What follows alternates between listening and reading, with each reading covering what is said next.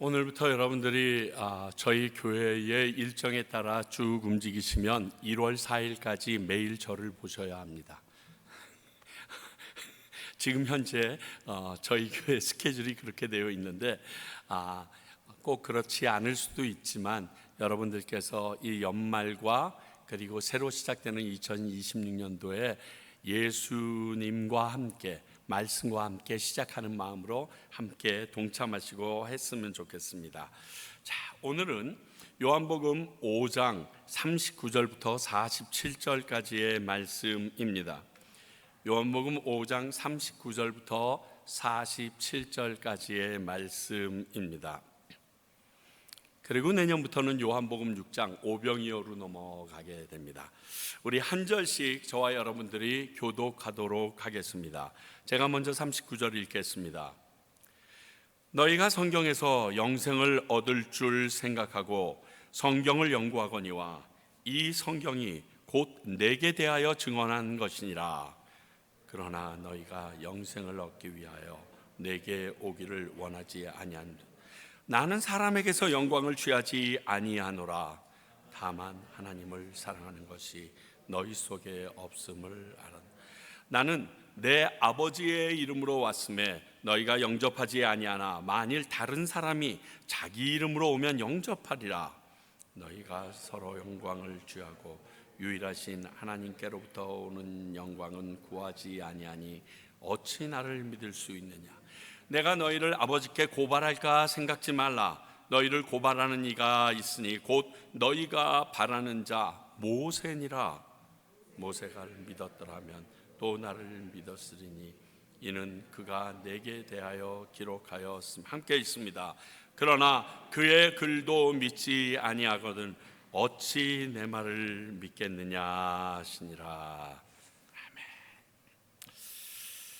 예수님을 믿지 못하는 것을 한탄하시면서 요한복음 5장 겟세마네 베데스다 연못에서 있었던 38년 된 병자를 고친 이 사건의 마지막이 종결됩니다.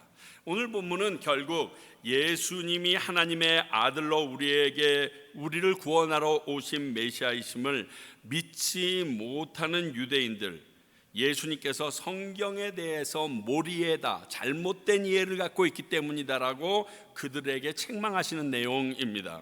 그렇다면 이 성경은 진리이기에 지금 예수님을 믿지 않는 사람들도 같은 이유로 예수님을 믿지 않는다라고 볼 수 있습니다.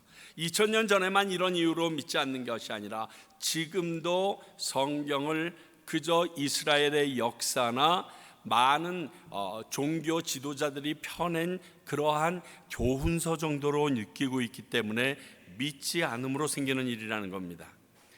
마침 성탄 이브인 오늘 이 땅에 오신 예수님을 믿어야 하는 정확한 이유를 성탄 선물처럼 저희들에게 알려주고 있습니다. 자, 먼저 성경 연구를 잘못한 유대인들에 대해서 39절에서부터 44절까지 말씀하고 있습니다. 잘 아시는 것처럼 유대인들이라면 랍비 정도에 이르기까지 되려면 레위기를 필두로 모세 오경 정도는 다 외운다고 합니다. 정말 대단한 것 같습니다. 그 정도로 하나님의 말씀인 성경에 대하여 진심이라고 그들은 알려져 있습니다. 그래서 예전에 제가 알고 있는 YM의 한 목사님은 이것을 연구하기 위하여 뉴욕에 가서 그곳에 있는 랍비들을 찾아다니면서 함께 이야기를 나눴는데 도저히 구약에 대해서는 논할 수가 없더래요. 그저 다 거의 구약의 모든 시편까지 다 외우고 있는 사람들이라 무엇라고 얘기하면 그냥 툭툭툭 튀어나오더라는 거예요. 그 정도로 유대인들이 하나님의 말씀에 대해서 진심입니다. 오늘 그 이야기를 예수님께서 해주십니다. 그런 이들이 왜 성경이 기록되었는지, 그 메시아를 눈앞에 두고 지금까지도 다른 메시아를 기다리고 있다는 모습이 너무 안타깝습니다. 정말 농담이 아니라 많은 주의시들이 지금도 본인이 아기를 임신하게 되면 이 아이가 메시아가 될 수도 있을까 봐 극도로 좌중하고 정결하며 많은 것들을 끊어내는 그러한 모습의 산후조리들을 하고 그리고 태교들을 하는 것을 볼 수가 있습니다. 왜? 아직 메시아가 오지 않았다라고 믿기 때문에. 왜 예수님이 이미 오셨음에도 그들은 그렇게 이야기하는가? 영생의 길이 성경에 있기 때문이라는 이 말은 맞는 말입니다. 유대인들이 성경을 묵상하고 연구하는 이유를 예수님께서는 너희들이 성경에서 영생을 얻을까 해서 그렇게 한다라고 말했는데, 이 말은 맞는 말씀입니다. 하나님의 말씀을 통하여 거룩한 구원이 우리에게 임하기 때문에. 그래서 이 성경은요, 우리가 말씀을 봐야 되는 방향과 그 목적뿐만이 아니라 이 말씀을 어떻게 이루어가야 하는지 how to까지 아주 명확하게 세세하게 기록되고 있습니다. 그럼에도 불구하고 그들은 이 성경에서 말하고 있는 메시아, 곧 예수 그리스도를 메시아로 인정하지 못하고 있습니다. 예수님 당시를 보게 되면 동방에서 온 박사들이 있었습니다. 동방에서 별을 보고서 그 먼 길을 찾아왔습니다. 찾아와서 보니까 유대 땅입니다. 그래서 유대의 당시 왕이던 헤롯 대제를 찾아갑니다. 헤롯 왕에게 가서 유대의 왕으로 오실 이가 어디서 태어났습니까? 라고 묻게 됩니다. 이때 마태복음 2장 4절은 이렇게 말하죠. 왕이 모든 대제사장들과 백성의 서기관들을 모아 그리스도가 어디서 나겠느냐 물으니, 왜? 이 헤롯은 정통 유대인이 아니거든요. 그렇기 때문에 그 주변에 유대인들을 위해서 성전도 건축하고 막 열심을 내고 있지만 성격적인 지식이 짧기 때문에 그 주위에 있던 대제사장, 마침 그때는 2명의 대제사장들이 있어서 대제사장들이라고 표현했는데, 대제사장들과 서기관들을 모아서 어디에서 그리스도가 난다고 했느냐라고 묻습니다. 그랬더니 그들이 마태복음 2장 5절 6절에서 이렇게 말합니다. 이르되 유대 베들레헴이오니 이는 선지자로 이렇게 기록된 바, 또 유대 땅 베들레헴아 너는 유대 고을 중에서 가장 작지 아니하도다. 내게서 한 다스리는 자가 나와서 내 백성 이스라엘의 목자가 되리라 하였음이니라. 아마 이 대답을 하는데 제가 알기에 1분도 안 걸렸을 거예요. 어디서 그리스도가 난다고 했느냐 그랬더니 미가서 5장 2절에 말했어요. 그리고서 바로 툭 하고 튀어나온 말씀일 것입니다. 메시아가 어디서 날지 그들은 너무나 정확히 알고 있었습니다. 그리고 그 말씀대로 예수님은 그날 그곳에서 태어나셨습니다. 그런데 아이러니한 것은 헤롯은 물론이요, 이렇게 말했던 대제사장들이나 서기관들 중에 그 누구도 그 그리스도인 아기를 찾아보려고 하지 않았다는 겁니다. 간 사람이 아무도 없습니다. 성경에서는 이렇게 얘기했는데 그것을 그들은 믿지 않았는지 한 명도 찾아가지 않았습니다. 이것은요, 제가 보기에 그들이 이 말씀, 하나님의 말씀을 믿지 않았든가 아니면 메시아 자체를 믿지 않았다라고 볼 수밖에 없는 겁니다. 아니라면 궁금해서라도 가보지 않겠어요? 지금 몇백 년 동안, 아니 창세기 3장 15절서부터 말했던 그분이 오시는데 어떻게 한 번이라도 조바심 내서 가보지 않겠습니까? 만약 동방 박사들이 갈 때 그때 같이 다름쥐쳐 갔어도 최소한 동방 박사들과 같이 가서 아기 예수님을 봤을 수 있을 겁니다. 그런데 아무도 움직이지 않습니다. 이는 하나님의 말씀을 지식이지 믿어야 할 진리라고 여기지 않은 게 아닐까 하는 생각이 듭니다. 하나님의 말씀이 진리라고 그랬으면 내가 헛걸음질해도 가봐야 되는 거 아니에요? 물론 우리들도 똑같죠. 하나님의 말씀이 우리에게 있습니다. 그런데 그 말씀대로 하면 손해볼 것 같고 사람들한테 비아냥거릴 것 같아서 그대로 안 하고 사는 우리들 모습이나 뭐 별반 차이는 없는데, 그러나 영생의 길이 하나님의 말씀 성경에 있다는 것을 성경에서 누누이 말하고 있는데 유대인들도 그렇게 말하며 연구하는 명분을 삼고 있음에도 그들은 그 말씀을 믿고 그대로 따르지 않았습니다. 이 일에 대해서 오늘 말씀에서 예수님은 41절을 통하여 다시 이런 얘기를 하는데, 과연 너희들은 하나님의 영광을 구하느냐, 너희 자신의 영광을 구하느냐, 이것을 지금 말씀하십니다. 41절에 예수님이 다시 한번 말하죠. 그들이 왜 예수님을 믿지 않는지, 예수님은 그 사람들에게 인정받고 싶어 하지도 않습니다. 이거죠. 나는 너희 사람들의 인정이 필요한 존재가 아니다. 왜냐하면 내가 하나님의 아들이며 그분이 보내신 메시아라는 것이 사실이기 때문이에요. 증명할 수가 없어요. 필요도 없고 사실인데, 다른 증인을 필요로 하는 것이 진실이 아니기 때문에 너희들은 막 증인들을 모으는 거잖아. 나는 이게 사실인데 뭘 이걸 내가 증인들을 모아야 돼? 그러나 서로 인정과 증인이 필요한 너희들은 서로 말에 증언해 줄 존재가 필요하잖아요. 사람들끼리 내가 한 말이 진실이라고 얘기하기 위해서는 서로의 증언이 필요해서 서로의 어느 정도에 속아주고 이해해주고 과장해주고 첨언하고 빼고 끼고 다 슥 넘어가 줄 수 있다는 거예요. 자기 영광을 위하여 서로에게 증언하는 것이 너희들이다. 그러나 나는 그런 너희들의 증언은 필요 없다. 왜? 내가 하나님이며 내가 그의 아들이기 때문에. 그냥 그것이 끝이에요. 하나님의 영광을 위한 것이라고 말하지만 자기가 드러나지 않습니다. 그러면요, 너무 신기한 게 사람들이 조바심을 냅니다. 내가 하나님의 일을 한다랍시고 열심히 일했지만 나에 대해서 인정하지 않으면 굉장히 섭섭해요. 역으로 자기 영광을 드러내기 위한 도구로 하나님의 영광을 이용하는 경우가 있다라고 지금 오늘 예수님은 그들을 꿰뚫어 보면서 팡 치는 거예요. 야, 이놈들아, 너희들은 하나님의 영광을 구한다며 네 영광이 안 되면 하나님의 영광이고 뭐고 없니? 지금 이렇게 말씀하세요. 이것은 아주 무서운 말씀으로 믿는 우리들도 자신도 모르는 사이에 교회나 하나님을 위하는 것처럼 하면서 자기가 받을 영광을 종교를 통하여 채우는 행위와 같다고 할 수 있습니다. 스스로 자폭하는 말씀을 드리자면 우리 목회자들, 우리 선교사님들에게도 그럴 수가 있겠는데 저는 한 분도 없다고 믿기에, 하나님의 영광을 위해서 열심히 했는데 정말 아무도 알아주지 않습니다. 그리고 나는 쓸쓸히 그냥 없어져야 되는 순간이 됩니다. 그때 마음이 섭섭합니다. 그래서 무엇인가 보상받고 싶어하고 박수받고 싶어합니다.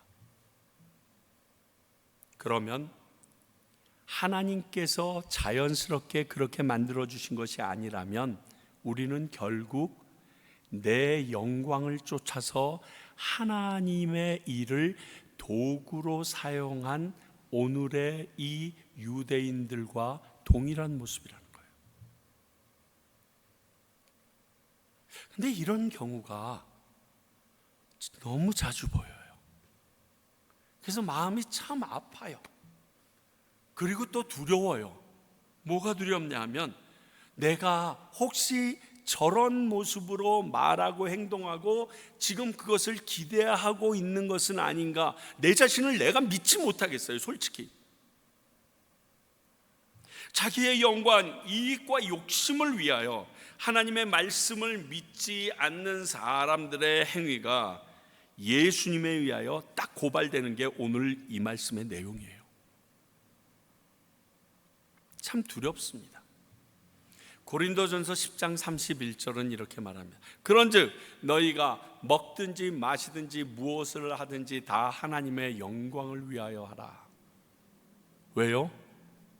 나는 하나님의 사랑이 없었으면 이 자리에 있을 수 없고 영원한 나라를 꿈꿀 수도 없고 그저 멸망의 세계로 매일매일 나가는 존재이기 때문에 이 모든 것이 하나님의 은혜로 된 것이라 그렇게 해야 한다는 것입니다.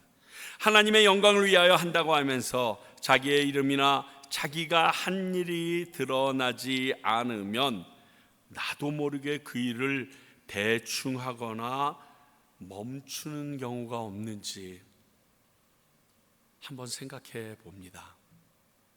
여러분들은 없다고 제가 믿습니다. 그러나 오늘 유대인들의 모습에서, 그리고 종종 크리스찬이라는 성도들의 모습에서 이러한 모습들이 비춰지고 있는 게 사실이기 때문에 안타깝습니다. 오늘 예수님은 그 유대인들이 하나님의 말씀을 그렇게 영생을 얻고자 열심히 연구하고 외우고 진심인데도 너희들이 그 말씀을 믿지 못하고 그 말씀이 증언한 내가 왔는데도 나를 인정하지 않는 것은 너희들에게 영광이 없기 때문에, 나는 하나님의 영광을 위해서 왔기 때문에 나는 죽어도 상관없이 난 하나님의 영광만 드러낸다고 생각하는데, 너희들은 자신들의 이름이 오르지 않기 때문에 차라리 누구 아무개의 이름으로 왔으면 오케이 했을 거야, 그렇게 얘기하시는 거예요. 그리고 45절부터 예수님은 율법조차 믿지 않는 유대인들에 대하여 신랄하게 말하십니다. 이런 유대인들에게 예수님은 너희가 열심히 외우고 중요하게 여기는 모세의 율법도 너희들은 믿지 않는 자들이라고 폭탄 선언을 하십니다. 여러분, 유대인들에게, 주이시들에게 가장 중요한 것은요, 모세를 인정하지 않으면 그들이 지금까지 고집해 오고 있던 모든 율례와 그들의 행위가요 다 무너져 버리는 겁니다. 주이시라고 얘기하잖아요. 유대인들이라는 말은 하나님을 찬양하기 위하여 지어진 존재라는 뜻이에요. 왜냐하면 유다라는 말 자체가 찬양이기 때문에. 그런데 하나님을 높여드리고 하나님의 뜻대로 생활하고 하나님의 말씀인 율법을 그들이 거슬렸다, 이건 모독이에요. 너희들은 유대인일 자격이 없다라고 얘기하는 거랑 똑같기 때문에 그렇습니다. 그런데 예수님을 믿지 못하는 이유가 이거라고 얘기합니다. 모세도 그가 선포한 하나님으로부터 받은 율법의 말씀도 믿지 않기 때문이다 라고 얘기합니다. 그 이유가 이미 모세가 율법에서 예수 그리스도의 오심을 말하고 있기 때문에 그렇습니다. 신명기 18장 15절 볼까요? 네 하나님 여호와께서 너희 가운데 내 형제 중에 너를 위하여 나와 같은 선지자 하나를 일으키시리니 너희는 그의 말을 들을지니라. 이 나와 같은의 나는 모세입니다. 모세가 신명기를 이야기하면서 제2세대들을 모압 평지에 모아놓고 지금 요단강을 건너기 전에 마지막 율법을 그에게 얘기합니다. 내가 너희들과 함께 들어가지 못한다. 그래서 가깝게는 여호수아를 지칭하는 내용이 될 수도 있습니다. 그러나 어떤 신학자든지 이 신명기 18장 15절과 18절에 나오는 이 새로운 선지자에 대해서 예수 그리스도라고 말하는 데는 주저하지 않습니다. 그것이 당연하다는 거예요. 너희들이 가나안 땅에 들어가서 너희들 전체를 구원해야 될 그러한 지도자가 일어나는 게 내가 약속했던 메시아 그다. 그래서 신명기 18장 18절에서 한 번 더 얘기합니다. 내가 그들 형제 중에서 너와 같은 선지자 하나를 그들을 위하여, 이건 지금 하나님께서 말하는 겁니다. 그들을 위하여 일으키고 내 말을 그 입에 두리니 내가 그에게 명령하는 것을 그가 무리에게 다 말하리라. 이건 지금 하나님께서 얘기하는 겁니다. 내가 너처럼 인간의 성정을 가진 자들로서 내가 선지자를 한 명을 일으킬 거야. 기억해. 그러고서 지금 얘기하고 계십니다. 그리고 갈라디아서 3장 24절은 율법을 이렇게 말합니다. 이같이 율법이 우리를 그리스도에게로 인도하는 초등교사가 되어, 옛날 성경은 몽학선생이라고 이야기하죠. 율법에 하는 일이 우리를 그리스도께로 인도하는, 즉 율법을 읽으면 그리스도가 어떤 분이신지, 그리스도가 오실 그 모든 일, 면면히 그가 하실 일들을 우리로 하여금 깨닫게 해주신다는 것입니다. 우리로 하여금 믿음으로 말미암아 의롭다함을 얻게 하라 합니다. 믿음으로 말미암아 의롭다함을 얻게 되는 것은 예수 그리스도밖에 없거든요.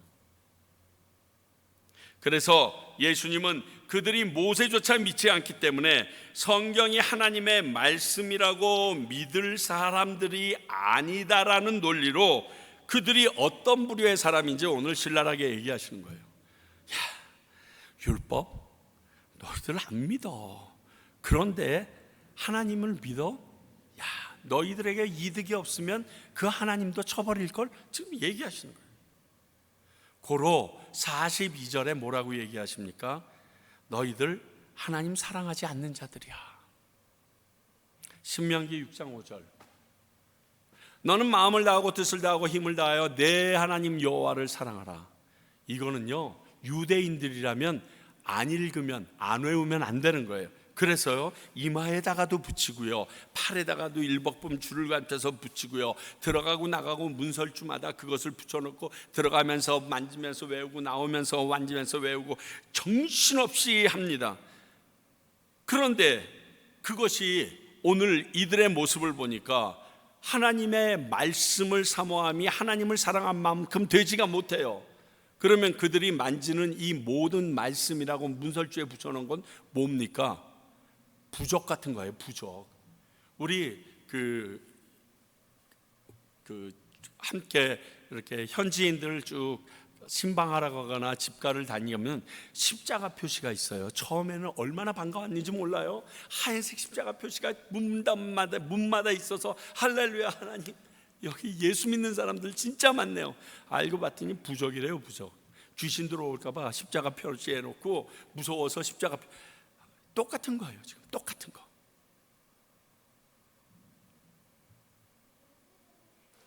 베데스다 연못에서 38년 된 병자를 고치신 예수님이 신성모독의 문제로 유대인들의 공격을 받습니다. 자, 그거에 대해서 지금 예수님께서 쭉 증명하고 있습니다. 이 신성모독이 아니다. 첫 번째는 세례 요한의 증거를 가지고 우리에게 말씀하셨고요. 두 번째는 예수님이 행하시는 역사, 즉 이적을 통하여서 내가 하나님으로부터 온 자다라는 것을 알려주셨고요. 또 하나님이 친히 증언하신 증거들을 통해서 말했고, 오늘은 하나님의 말씀의 증언에 대해서까지 나누고 계십니다.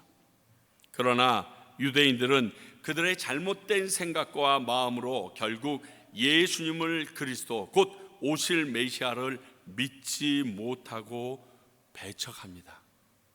여러분, 이 내 마인드세트가, 내 생각이 잘못되게 고정되면요, 무엇을 보아도 무엇을 읽어도 어떤 소리를 들어도요 안 변합니다. 사람이. 그리고 못 봐요.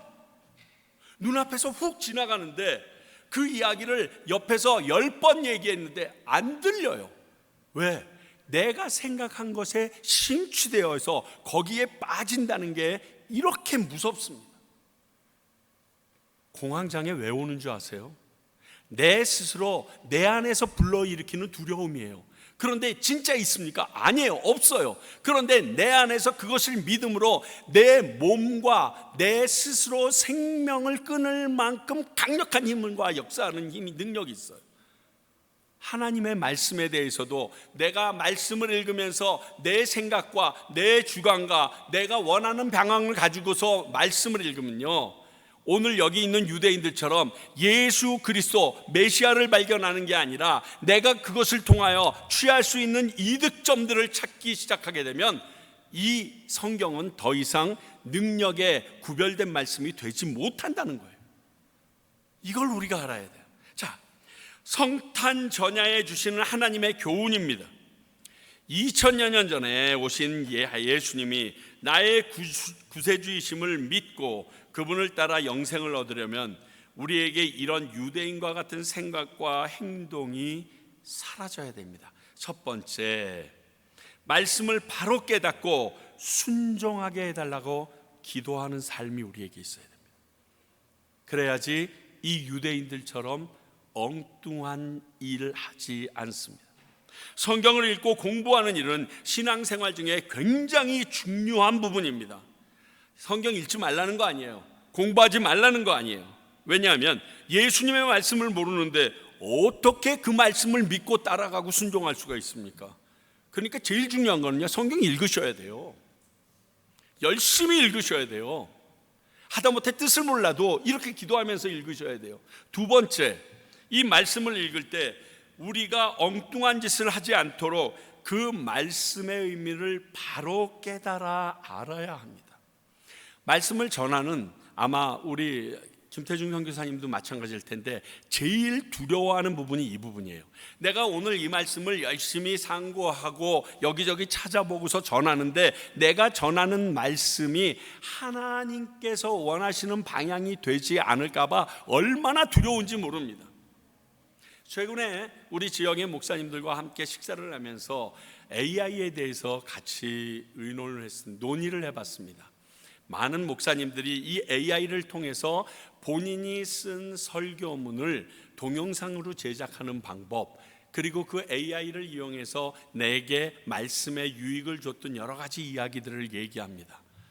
근데 저한테 이제 묻는 거예요. 목사님은 AI 써서 얼마나 해보셨습니까? 그래서 저도 매번 AI를 사용합니다. 그런데 제가 AI를 사용하는 이유는 내가 설교를 다 작성해 놓고 내가 작성한 이 설교가 AI에서 요청하는 것과 부대치는 게 동일한 내용이 있을까 봐 그 부분을 피하려고 저는 봅니다. 그렇게 말씀드렸어요. 왜 구태여 그렇게 노력을 하시네요? 그 말을 들으니까 할 말은 없습니다. 그러나 제 마음은 그랬어요. 그냥 누구에게나 할 수 있는 말씀이라면 처음에 선포는 할 수 있어요. 먼저 이 말씀이 주시는 메인 가르침은 이겁니다. 그런데 그 말씀이 지금 2025년도 12월 24일 저녁 과테말라에 살고 있는 우리 성도들에게 주시는 메시지로 바꾸어지는 것은 그 순간, 그 찰나, 그 포인트가 그 하나밖에 없거든요. 그러니까 이것을 생각하려고 하니까 시간이 오래 걸리는 거예요. 오늘서부터 이제 계속 다음 1월 4일까지 계속 말씀을 전해야 되는데 제일 어려운 게 하나님, 내가 이 말씀을 지금 이 시간에 어떠한 방법으로 어떠한 내용을 전하길 원하십니까? 그 전하기 원하는 내용이 내 마음에 들지 않을 때도 있습니다. 어떨 때는 저를 더 많이 찌를 때도 있고요. 그리고 말씀이 너무 모호한데 생각되는 때도 있어요. 그런데 왜 그렇게 하느냐? 내가 말씀을 제대로 깨닫지 못해서 엉뚱한 것을 여러분들에게 가르치면 여러분들께서 그 길로 따라가게 되면 이 다음에 하늘나라 가서 제가 연자맷돌 매야 되거든요. 그게 두려운 거예요. 하나님의 말씀을 읽고 깨닫는 것이 하나님의 도우심이 없이는 정확한 그 시점에 그곳에 타격되어지지 못하는 내용이 됩니다. 이게 너무 중요해요. 그리고 더 중요한 거 하나가 더 있는데 그 말씀을 진리로 믿고 말씀대로 살아내야 되는 거예요. 제가 자꾸만 부목사님 뽑자고 하는 이유가 한 번이라도 덜 맞으려고 설교라도 한 번이라도 다른 사람이 하면 내가 그만큼은 덜 맞겠지 하는, 농담이 아니에요. 요한복음 14장 21절 보실래요? 나의 계명을 지키는 자라야 나를 사랑하는 자니. 여러분, 예수님 사랑하십니까? 이 말씀을 근거로. 나를 사랑하는 자는 내 아버지께 사랑을 받을 것이요 나도 그를 사랑하여 그에게 나를 나타내리라. 너무 웃긴 거는요, 이 뒤에 하얀 글씨로 쓰여져 테두리 되어 있는 이 부분은 내가 하나님의 계명을 지키지 않았는데 다 들어주셔. 그러면 내 입장은 얼마나 민구스럽습니까? 얼마나 창피합니까? 마태복음 7장 21절, 나더러 주여 주여 하는 자마다 다 천국에 들어갈 것이 아니요 다만 하늘에 계신 내 아버지의 뜻대로 행하는 자라 들어가리라. 그리고 이 사람들을 이 마태복음 7장에서는 다른 이름으로 불렀죠. 불법을 행하는 자들아. 기적을 베풀었는데, 예수 그리스도의 이름으로 병자도 고치고 수많은 사람을 주님 앞에 인도한 적도 있는데 불법을 행하는 자들아, 이렇게 얘기했어요.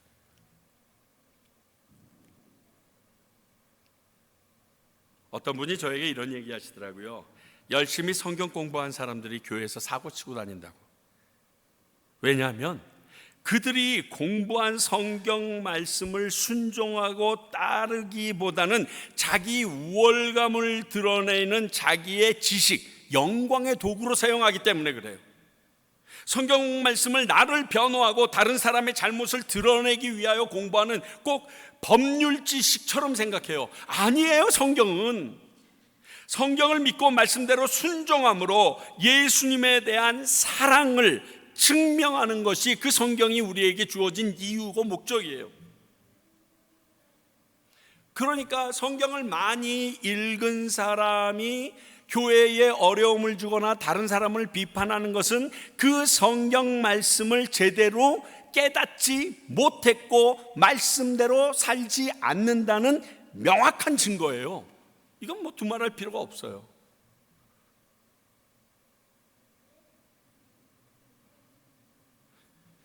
성경 모르는 사람이 교회에서 목회자나 성도들 힘들게 하지 않아요. 성경 말씀으로 괴롭혀요. 전 목회하면서 참 많이 당해봤어요.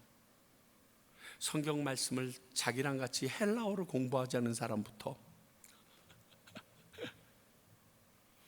히브리어로 모든 말씀을 같이 논의하고 싶다는 사람까지.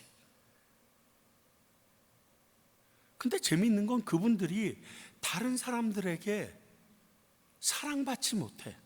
그분만 보면 교인들이 다 피해. 슬슬슬슬 다 없어져. 그분이 목장을 맡기만 하면 아무도 그 목장에 안 들어가려고 그래.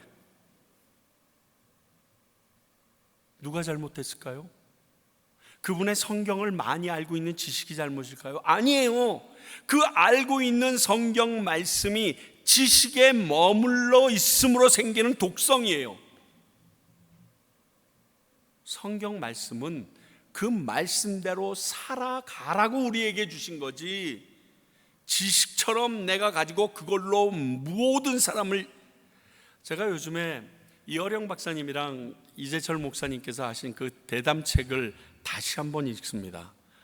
이어령 박사님이 막 회심하고 얼마 안 돼서 그 두 분이 같이 100주년 기념교회에서 하신 내용들인데요, 보면 내가 보기에 이재철 목사님이 성경 지식이 밀려. 성경에 대하여 알고 있는 그 말씀의 그 배경과 그 역사적인 사실, 이게 밀려요. 이어령 박사님한테 밀려요. 밀리는데 이어령 박사님의 말씀은 이해는 되는데 안 뜨거워. 근데 이재철 목사님의 말씀은 그저 성경만 가지고 얘기하는데 내가 마음이 막 흔들려, 막 찔려. 그렇게 살려고 노력했던 흔적들을 계속 얘기하는데 막 나로 하여금 갈등 속에 어찌해야 될지 돌아보게. 이거예요. 이게 성경 말씀이 성령이 함께 하심으로 우리의 심령과 관절과 골수를 깨어 쪼개듯 한다라고 하는 게 이거예요. 지식으로 머물러서는 아는 하는데 아는 못해요.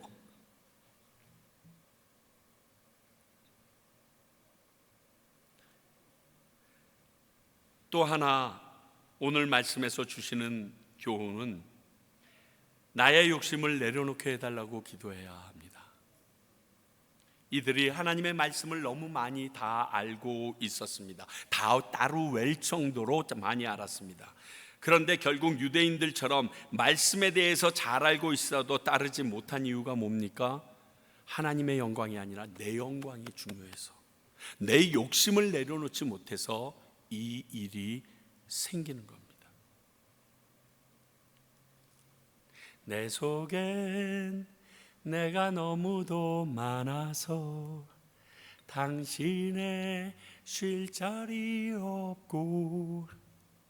하덕규 목사님께서 이 곡을 쓰고 그리고 그 곡을 리바이벌 했던 한 가수가 있죠.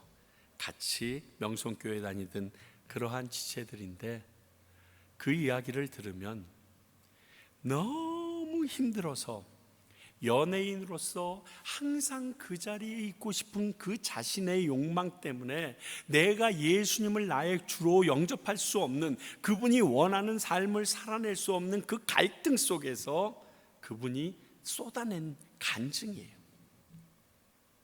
내 욕심 때문에 난 예수님의 가는 길대로 살고 싶은데 그렇게 하지 못하는 나의 모습이 꼭 가시나무새 같다.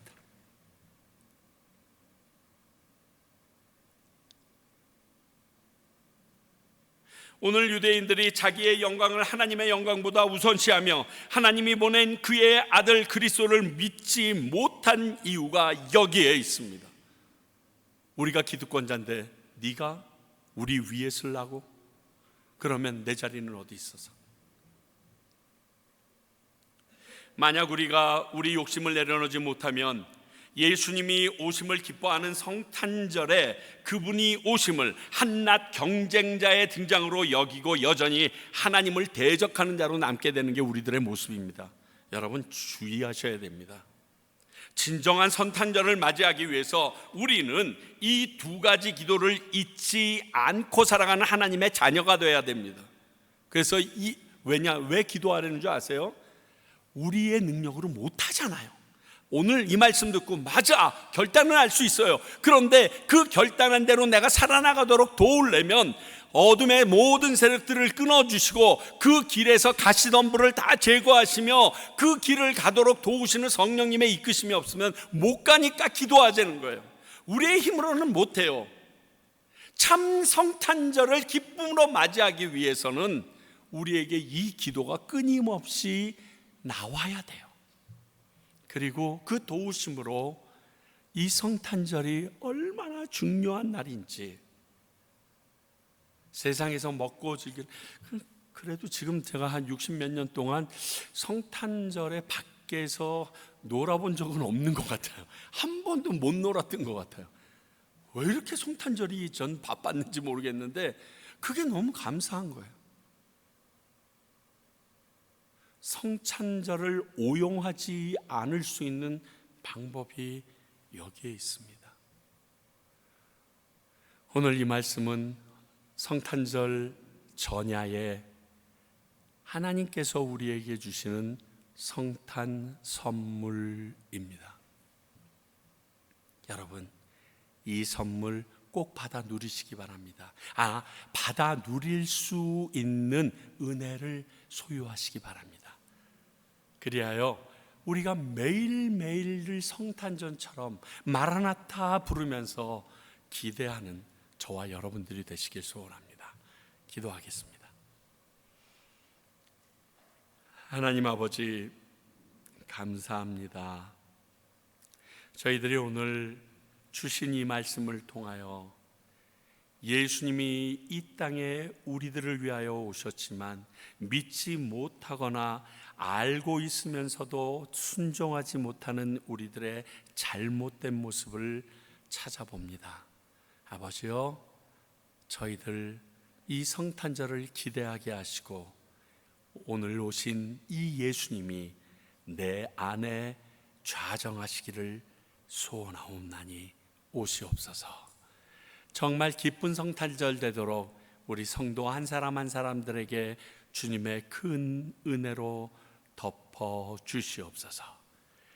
지금은 우리 주 예수 그리스도의 은혜와 하나님 아버지의 크신 사랑과 성령님의 말씀하시고 교통하시고 역사하심이 오늘 이 성탄 전야에 예수 그리스도를 나의 구주로 믿고 따르고 섬기길 원하는 주님의 귀한 백성들과 이 예수 그리스도만이 구원의 길이라고 가르치는 평강교회와 이것을 깨달았기에 함께 영생을 얻기 위하여 오늘도 복음을 전하는 선교사님들 가운데 이제로부터 영원히 함께 하시기를 간절히 축원하옵나이다. 아멘.